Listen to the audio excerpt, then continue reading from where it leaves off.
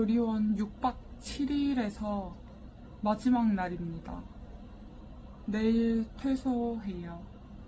조리원에서는 진짜 말 그대로 푹 쉬고 싶어가지고 영상을 하나도 안 찍고 이제 마지막 날에 출산 후기 남기고 싶어서 카메라를 켰고요.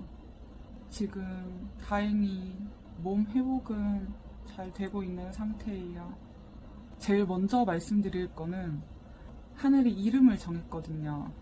따로 신랑하고 크게 고민하진 않았고 연애 때부터 저희 둘이 한글 이름으로 짓는 거를 되게 원했어가지고 그렇게 했고요. 철학관 이런 데는 따로 가진 않았어요.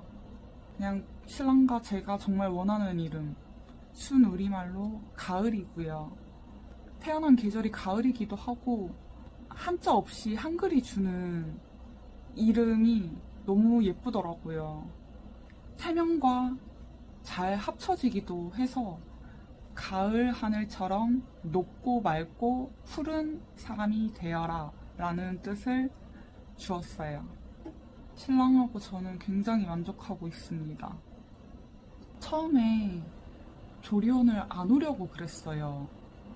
그래서 조리원 예약을 진짜 늦게 하는 바람에 거의 20주 전후로 했거든요. 원래 한 14주인가 그때부터 한다고 하더라고요. 분만병원에도 조리원이 있었는데 그 조리원 예약이 꽉 차는 바람에 부득이하게 다른 동네에 있는 조리원으로 오게 되었거든요. 저는 당연히 제가 자연분만을 할 줄 알았고 신랑도 출산휴가를 쓰면 됐었고 산후도우미도 신청을 할 거였기 때문에 조리원에 대한 필요성을 그렇게 크게 못 느꼈는데 그래도 너무 무지하게 시작하는 것보다는 조리원에서 어느 정도 뭐 속싸게 하고 기저귀 갈고 목욕시키고 기본적인 것들을 배워서 육아를 좀 시작해야 되지 않을까라는 생각이 들어서 6박 7일 일주일만 신청을 하게 됐고요. 사실 2주 했으면 좀 길었을 것 같아요. 저는 제왕절개를 하고도 6박 7일 정도면 이 정도 회복이면 나쁘지 않은 것 같고 개인적으로 일주일 딱 만족스러운 것 같아요. 하루 빨리 가을이한테도 집 환경에 빨리 이제 적응을 시키게끔 해주고 싶어요. 이때까지는 계속 병원이랑 조리원에만 있었으니까 집에 가면 아마 적응을 잘 할지 못할지 그게 좀 걱정이긴 한데 뭐 집에 아예 안 갈 건 아니니까 이왕 갈 거면 하루빨리 가서 하루라도 빨리 적응을 했으면 좋겠다라는 생각이 들어요. 저는 타 산부인과에서 이곳 조리원으로 전원을 온 거기 때문에 이곳 산부인과를 다니던 산모들보다 20만 원을 더 내고 조리원을 들어왔거든요. 이거는 인터넷에 알아보니까 다른 분만병원에서 올 경우에는 돈을 더 받는 조리원이 많더라고요. 조금 다행인 거는 조리원 들어올 때 일반실이 없어가지고 특실로 들어왔거든요. 지금 6박 7일째 추가 요금 없이 특실에서 묵고 있어요. 제가 추석 연휴 동안 입원하고 추석 당일에 조리원으로 이동을 했거든요. 빨간 날이다 보니까 외래 진료가 다 쉬었어요.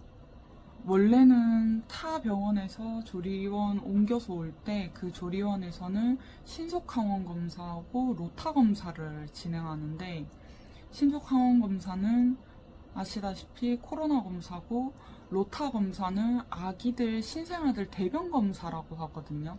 이 대변 검사를 해서 양성이 나오게 되면 조리원 입소가 불가능하거든요. 설사나 구토를 유발하는데 이게 다른 신생아들한테 옮기는 거기 때문에 조리원 입소가 어디에서도 안 된다라고 알고 있거든요. 가을이 같은 경우는 외래 진료가 쉬다 보니까 로타 검사를 못하고 일단 조리원으로 이동을 했어요. 신생아실에 따로 가벽이 있는데 거기에 가을이만 혼자 격리가 돼 있었거든요. 입소하고 당일에 밤에 간호사 선생님이 오셔가지고 가을이가 로타 검사를 했는데 희미하게 2줄이 나온다고 하시는 거예요. 다음날 검사를 다시 한번 해보고 만약에 양성이 나오면은 퇴소를 해야 된다고. 조리원 첫날부터 머릿속에 진짜 막 하얘지고, 아, 이걸 어떻게 해야 되지? 뭐 분유, 기저귀, 젖병, 젖꼭지 이런 거를, 쪽쪽이 같은 거를 조리원 퇴소할 때쯤에 구매를 하려고 하나도 구매를 또 안 해놓은 상태였거든요. 쿠팡에서 구매를 했으면 되는데 젖병이 제가 찾는 브랜드가 쿠팡에서는 로켓 배송이 안 되더라고요. 일반 배송을 받아버리니까 다음 주로 넘어가서 배송을 받을 것 같더라고요. 만약에 중간 퇴소를 하게 되면 그 중간에 가을이가 쓸 젖병이 없어지니까 갑자기 막 머리가 너무 아픈 거예요. 그리고 제일 걱정이었던 건 만약에 양성이 나와서 집을 간다고 해도 뭐 아기 케어는 어찌저찌 죽이 되든 밥이 되든 했을 건데 가을이가 구토나 설사를 해서 아프게 된다면 나는 그때 어떻게 해야 할까. 첫째 날은 진짜 쾌해가지고 새벽 수유콜까지 다 받았거든요. 언제 퇴소를 하게 될지 모르니까 속삭이 하고 기저귀 갈아주고 이런 방법을 빨리 손에 익혀야 됐고 배워야 했어요. 선생님들이 계실 때 그래도 도움을 받을 수 있잖아요. 둘째 날 낮쯤에 간이 검사를 했다고 하시던데 그 검사에서 음성이 나와가지고 퇴소는 안 해도 되고 7일 그냥 묵어도 될 것 같다 라고 하셔서 한시름 났습니다. 진짜로. 걸렸는데 그냥 모르고 조용히 지나가는 경우가 많다고 하더라고요. 그래도 젖병은 따로 쓰고 있어요. 다른 신생아들하고 겹치지 않게. 혹시 잠복기일 수가 있기 때문에 아직까지도 신생아실에서 격리되어 있는 상태예요. 조리원에 있는 동안에 목욕하는 방법도 배우고 되게 유익한 시간들이 꽤 있었어요. 모빌도 만들었고. 근데 아쉬운 점이 있다면 제가 연휴에 들어왔잖아요. 뭐 산후 요가라든지 뭐 수면등 만들기 이런 것도 있었고 하여튼 여러 가지 프로그램이 좀 많은데 빨간 날이 많다 보니까 저는 한 2번 정도밖에 못했거든요. 다른 날의 시간표들을 보니까 이제 하루 매일매일 수업이 있더라고요. 마사지도 일주일 동안 예약이 꽉 차가지고 서비스 마사지 한 번밖에 못 받았거든요. 그래서 출장 마사지를 집으로 불렀는데 예약을 해놨어요. 좀 누릴 거 누리고 즐길 거 즐기고 나갔으면 좋았을 것 같은데 그 부분이 많이 아쉽습니다. 수술 직전에 수술실 앞에서 몸무게를 재거든요. 그때 몸무게가 66kg. 제 임신 전이 56kg였으니까 정확하게 10kg 증량해서 이제 수술대 위로 올라갔고요. 출산 후에 63kg? 그 상태에서 1kg가 더 쪄서 조리원을 들어왔거든요. 64kg에. 6일째 되었고 몸무게 59kg이에요.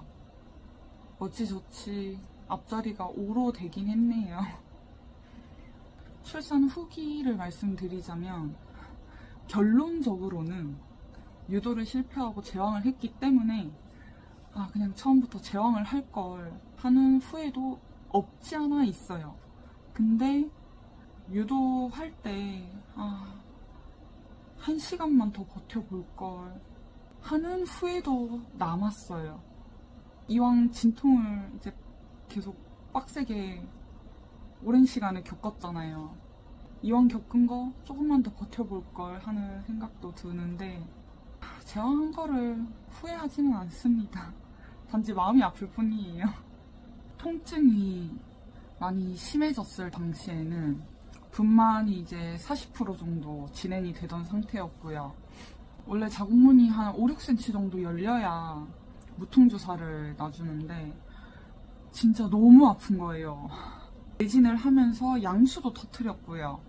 선생님들이 이제 분만을 조금 더 이제 원활하게 진행할 수 있도록 많이 도와주시고 힘을 주셨는데 가을이가 내려올 생각을 안 하더라고요. 밑으로 무통주사를 제발 놔달라 애원을 해가지고 맞았어요. 맞았는데 저는 무통주사를 맞고 적어도 한두 시간 동안은 좀 편안할 줄 알았어요.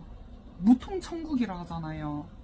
한두 시간 동안 무통주사의 효과를 받으면서 자궁문이 한 6에서 7cm 정도는 열리지 않을까라는 기대를 했는데 너무 아픈 거예요. 효과가 없더라고요. 거기서부터 멘탈이 흔들리기 시작했어요.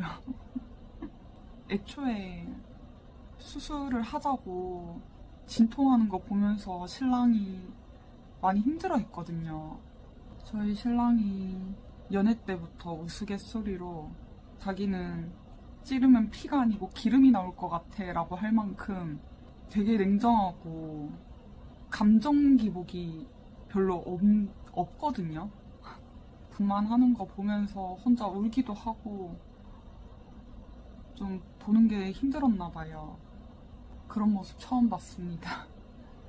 신랑은 계속 수술을 권했는데 저는 40% 정도 진행이 되고 있고 지금 진행이 또 잘 되고 있다고 하셔가지고 그 말에 이제 희망을 갖고 계속 버텼어요. 무통이 효과가 없고 심지어 내진을 했는데 애가 그대로예요. 자궁문도 더 열리지가 않았어요.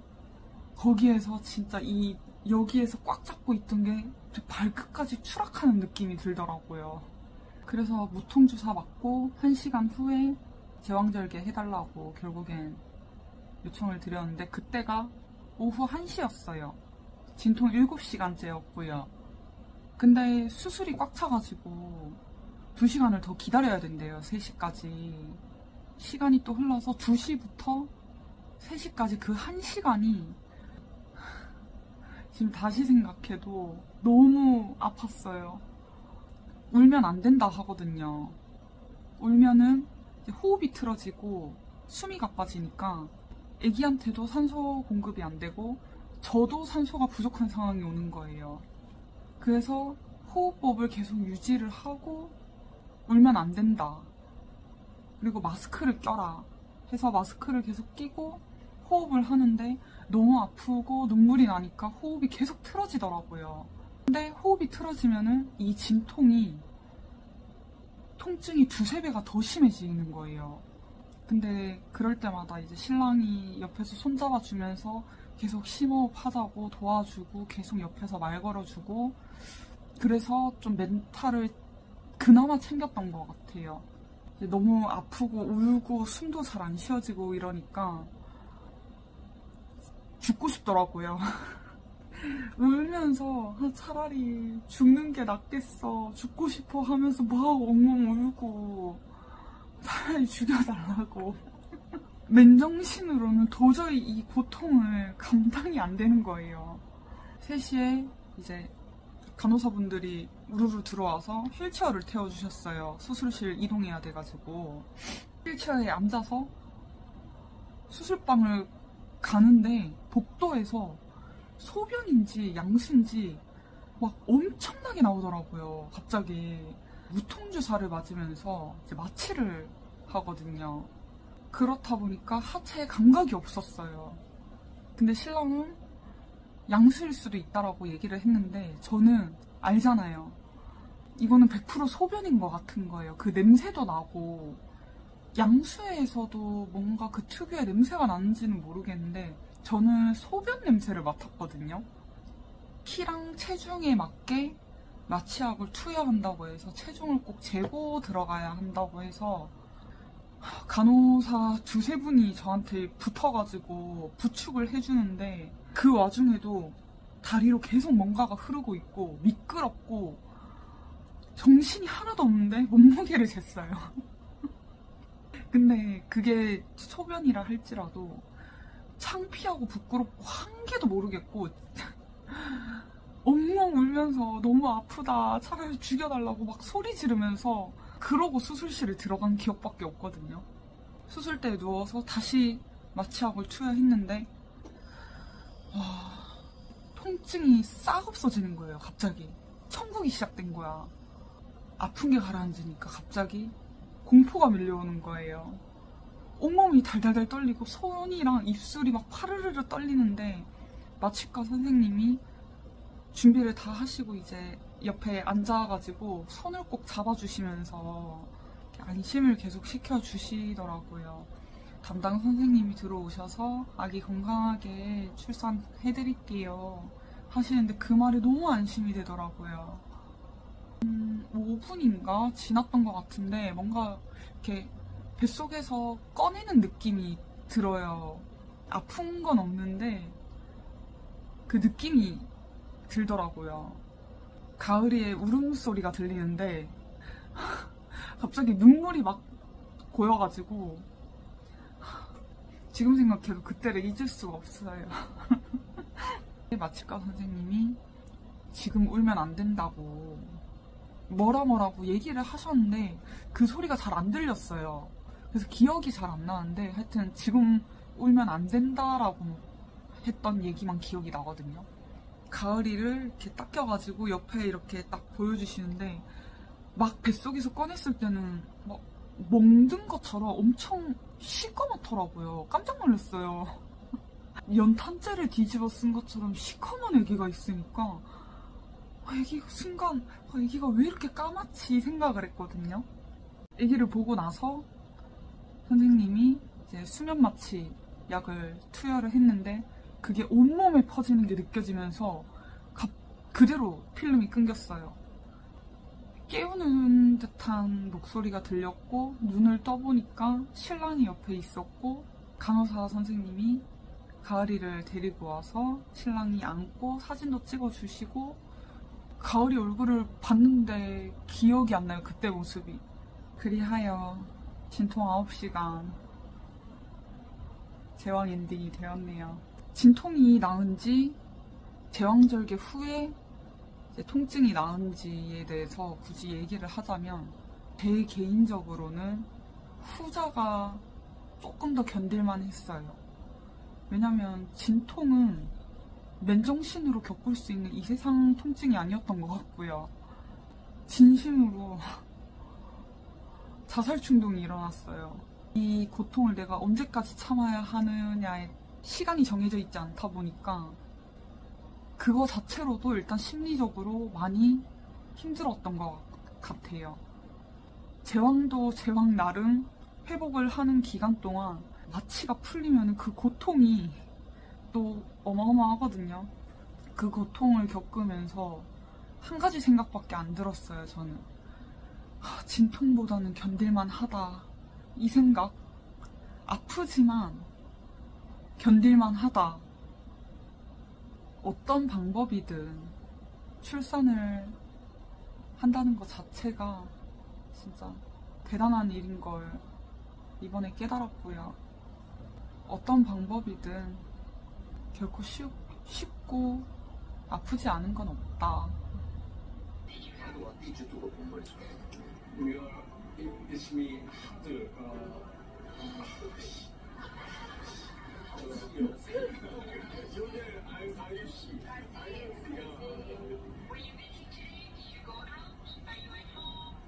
Okay.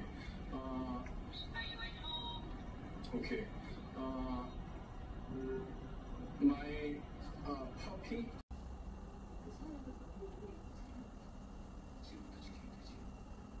아직까지 조금 회복이 안 된 부분이 있다면 입덧을 너무 오래 해서 그런지 식욕이 돌아오질 않아가지고 입맛이 없어요.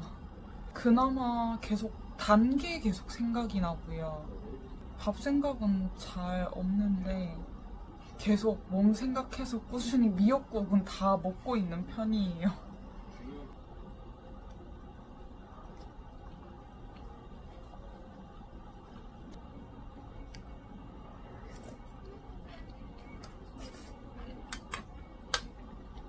임신 초기 때 계속 과일만 먹었었는데 바나나가 조금 저렴하다 보니까 사서 먹었었거든요. 근데 입덧 때문에 구토를 되게 심하게 했었어요. 다른 과일들은 그렇게 심하지 않았는데 바나나가 진짜 심하더라고요. 그래서 임신 기간 내내 과일 그렇게 많이 먹어도 바나나는 안 먹었는데 이거를 또 출산하고 이렇게 먹게 되네요. 저는 지금 치킨이 제일 궁금해요. 닭이 진짜 안 맞았거든요. 튀김 요리 같은 것도 안 맞았고 특히 튀긴 닭은 제 몸이랑 정말 안 맞았었어요. 냄새만 맡아도 했으니까. 음식들을 보면 입덧했을 때가 생각나요. 그래서 입맛이 없는 건가?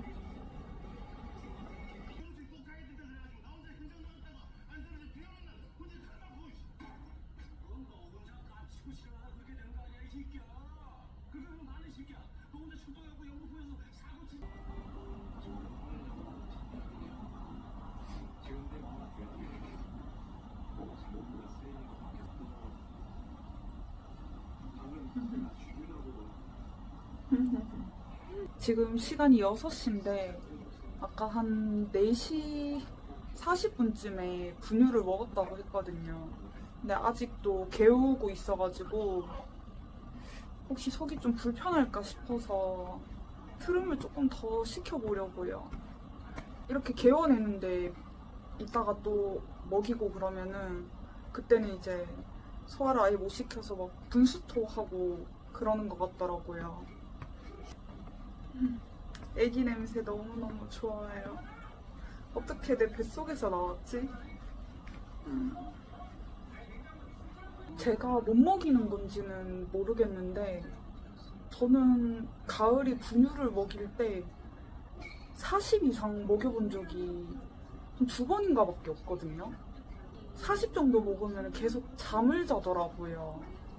신생아실에 있으면은 60에서 70까지 꾸준히 먹는 것 같더라고요. 내가 먹이는 스킬이 부족한 건지 가을이가 밥을 먹다가 잠이 드니까 더 못 먹이겠더라고요. 단점은 제가 먹이면 좀 빨리 깨고 신생아실에 있을 때는 뭐 2시간까지도 계속 자고 이러는 것 같더라고요. 어렵다.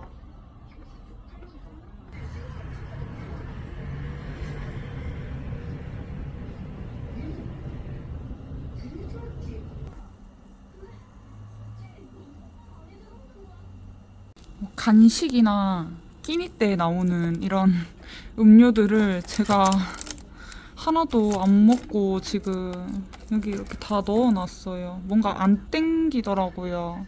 그냥 집 갈 때 가지고 가려고요.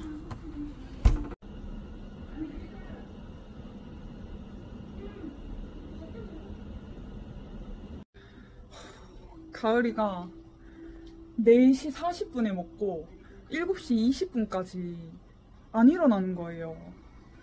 근데 신생아들은 3시간 안쪽으로 이제 수유를 계속 해줘야 된다고 하던데 탈수 증상이 온다고 해가지고 억지로 깨워서 먹였거든요.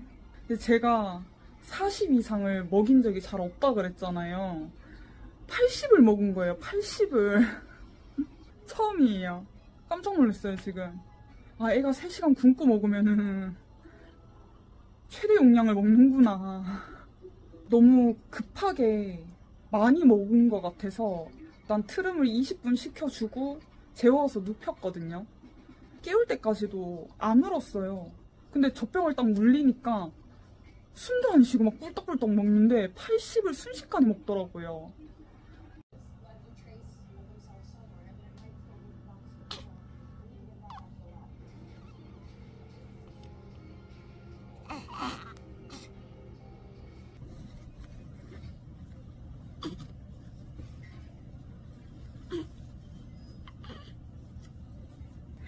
자, 우리 가을이 씻었나 볼까?